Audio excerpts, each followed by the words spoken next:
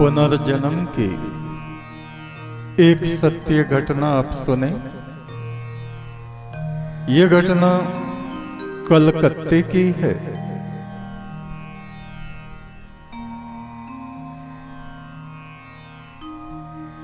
कलकत्ता में एक वैद्य थे, महेंद्र सेन, बंगाली। उनके यहाँ 19 वर्ष का एक लड़का कंपाउंडरी सीख रहा था। उनका सहायक था वैद्य जी का। उसको क्या होता था, लड़के को अचानक से पेट में भयंकर दर्द होता। कभी भी आए दिन अक्सर उसके पेट में बहुत तेज दर्द होता और इतना कि वो बर्दाश्त नहीं कर पाता, बेहोश हो जाता। वैद्य जी ने भी बहुत सी दवाइयां उसको दी, मगर वो उसके दर्द का सिलसिला ऐसे ही चलता रहा। वहां पर सर्व विद्या विज्ञ वंश के एक बड़े प्रकांड पंडित ब्राह्मण थे।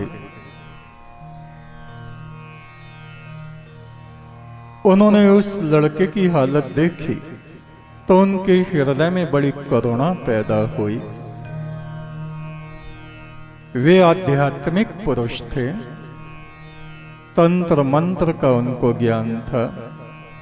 बंगाल में वैसे ही बहुत ज्यादा पूजा पाठ करने वाले लोग होते हैं। जिस समय वो लड़का तारक बेहोश था दर्द में, उन्होंने कुछ मंत्र पढ़े और सिंदूर का तिलक उसके मस्तक पे लगा दिया।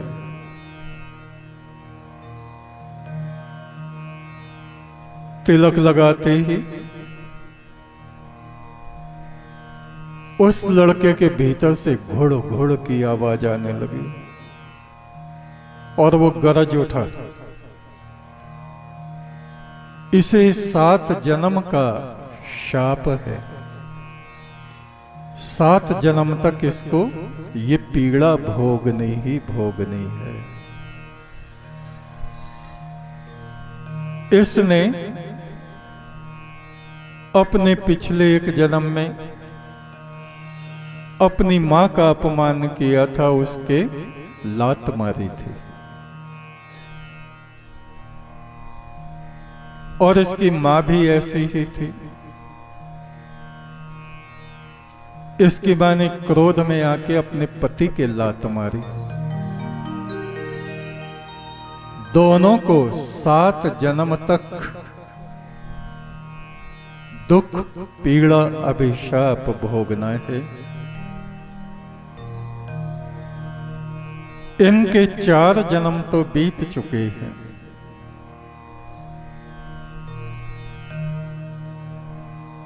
उस ब्राह्मण ने कहा,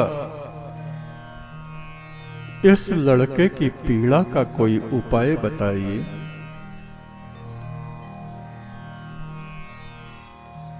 कहा, दूसरे मोहल्ले में एक विधवा स्त्री है। 4 जन्म पहले वो इसकी मां थी। विधवा क्यों हुई? क्योंकि 4 जन्म पहले उसने अपने पति के लात मारी थी और जब भी उसका जन्म हुआ, विवाह हुआ और 14 दिन बाद, शादी के 14 दिन बाद वो विधवा हो गई।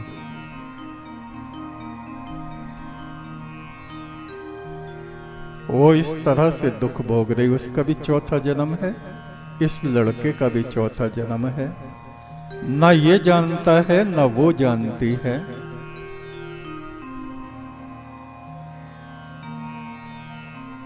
उस ब्राह्मण ने पूछा, कोई उपाय? बोले उपाय ये है कि ये अपनी उस मां से जो कि इस समय मौजूद है, वह गोपाल सेन की पत्नी है, विधवा है, उससे क्षमा याचना करे, उसके पैर धो के पीवे।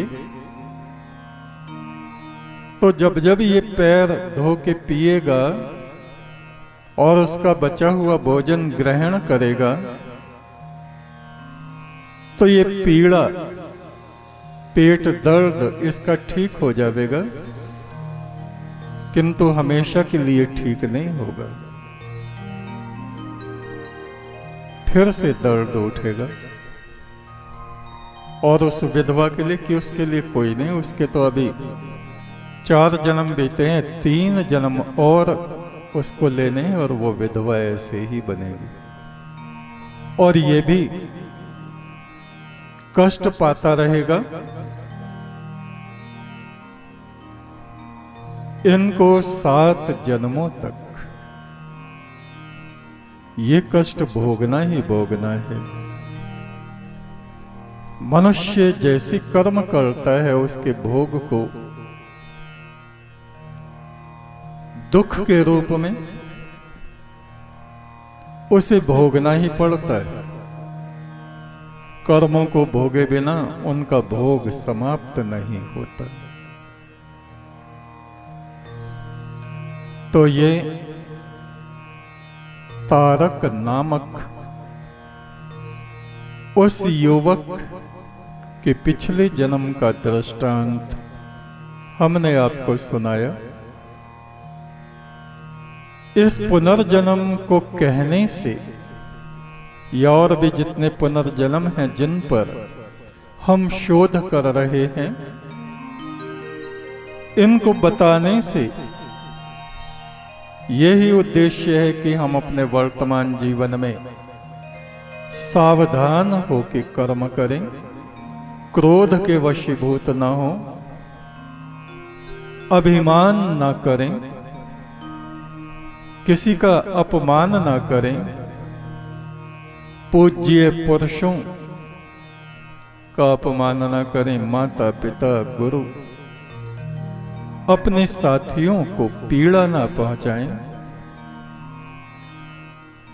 क्योंकि उस प्रभु ने हम सबको एक दूसरे का दुख बांटने के लिए एक साथ रखा हुआ है। हम लोग पुण्य कर्म करें, परम ब्रह्म की आराधना करें, वाणी पर संयम रखें,